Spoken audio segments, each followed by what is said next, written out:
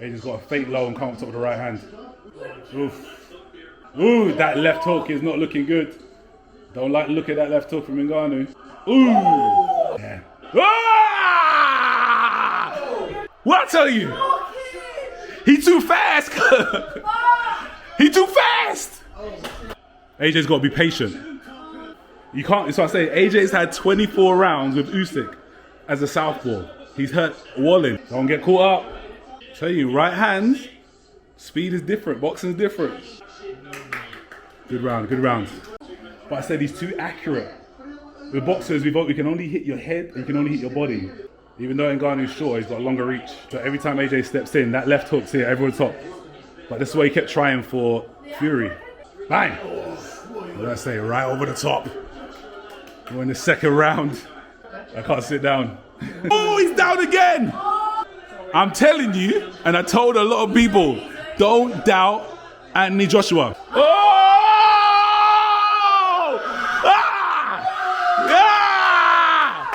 Anthony Joshua does it in the third. Do not doubt AJ. What'd I tell you? What'd I tell you? Fury is gonna get mashed up. Bleeding heck. It happened. What did I say? You know what I mean? I know I was a little bit worried here and there, but we knew what was gonna happen. And no one expected it to be that easy and that quick. AJ got it done in the second round, knocked down Ngannou 3 times, folded him. I feel absolutely terrible for Ngannou. He's obviously a great guy. It was sad to see him like that. But what did we learn? A lot of these boxing analysts don't know anything. Not even boxing analysts, MMA analysts, talk a lot of crap. There was a couple things made, a couple things that we got to address. One, Ngannou's never been hurt. We would have addressed that he was hurt by Stipe while Stipe was hurt himself and going backwards. So if he can do it, we knew AJ could do it. Number 2, that he's been hit by knees and kicks and elbows and his chin is granite, and MMA fighters are hit hard in 4-ounce gloves. I will say this now and I hope this can get out there. Being hit with 4-ounce gloves is not the same as being hit with 10-ounce gloves. You're going to hold something back because you're going to still feel some of that pain in your hand. Whereas with a boxing glove, it protects you a lot more. We need to just address that. I don't know how all these analysts, so-called specialists, are missing that. It's crazy. Really happy AJ won. Really sad for Francis Ngannou. I think he should come again. He shouldn't feel dismayed by it. I still think he was very concussed at the end. So even though he was looking sad, looking down, I think there was a big concussion there. So they do need to address that. He needs to take some time out. Get ready to come back. I know he's going to hit the PFL next, but he should be back in the boxing ring ASAP because I think he can still do some damage to some people. But there was some obvious deficiencies in technique from Francis, but it was also just showing, number 1, showing how much further along AJ's boxing technique was and how that boxing technique can carry you to victory. Number 2, Lee, Wiley and Ben, they've obviously done an excellent job with AJ's and with the game plan. And not just the game plan, but just kind of getting him to believe in himself, believe in his power, and follow through his shots, follow through his punches. He looked fluid, he looked good.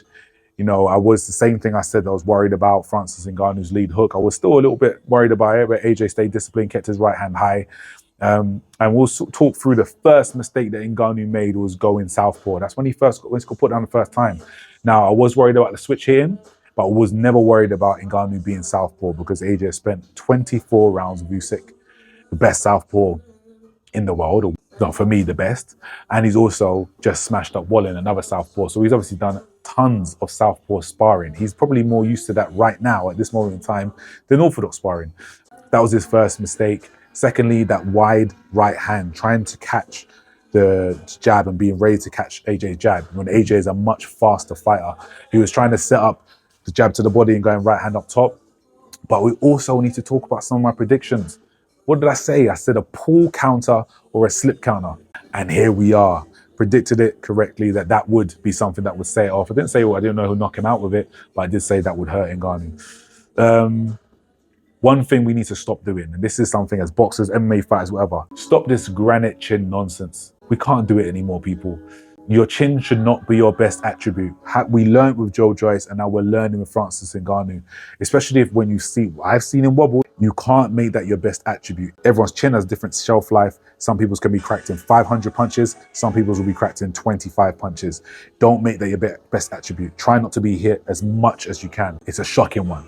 It's a very big shocking one. We're going to do a bigger breakdown on the fight once the footage comes out. We'll be breaking down this fight. I can't believe it. I'm very, very happy that AJ won. Very sad for Francis Ngannou. He come again. Who knows what even to say. This is crazy. Remember, like, share, subscribe, comment below. Let me know what you're thinking. Let me know your thoughts.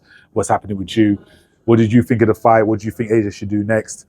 In fact, the fraud Tyson Fury, his time is coming. His time is coming. Peace.